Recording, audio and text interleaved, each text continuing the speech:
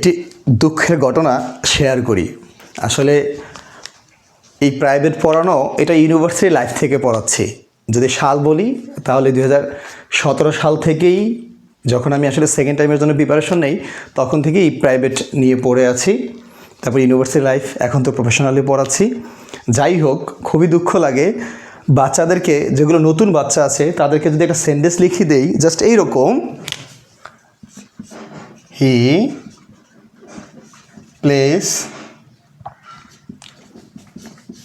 In the field. আমি যদি বলি যে এই সেন্টেন্সের অবজেক্ট কি, এখানে ম্যাক্সিমাম বাচ্চাই উত্তর দেয় ইন দ্য ফিল্ড হচ্ছে অবজেক্ট।